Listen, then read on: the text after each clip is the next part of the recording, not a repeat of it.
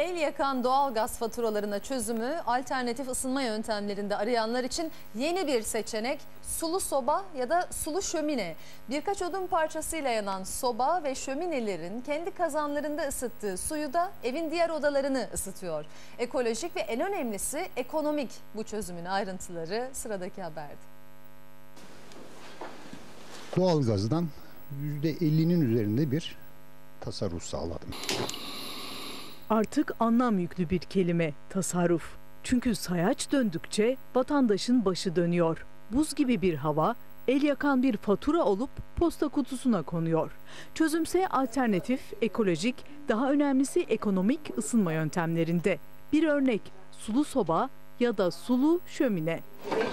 Aslında şömineden bile daha avantajlı diyebilirim. Çünkü bütün evi ısıtıyoruz. Romantik, duygusal bir hava katıyor şömine yeni Özgen çiftinin evine. Ama bu şömine gerçekten tamamen duygusal bir amaçla bu evde.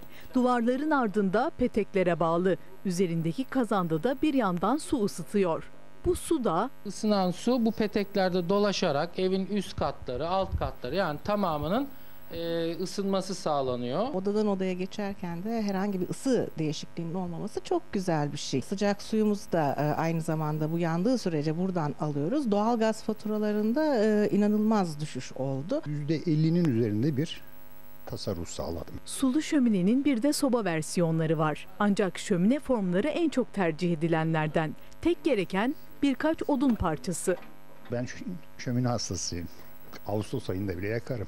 Doğalgazdan tamamen vazgeçmek istemeyenler için de bir çözüm var. İki sistem bir arada hem de programlı çalışabiliyor. Oda sıcaklığı 20 derecenin altına düştüğü zaman ve bu sistem yanmadığı zaman kombi devreye giriyor. Şömine giydirmesi de burada çok önemli. Giydirme yapılırken seçilecek malzemeler de önemli.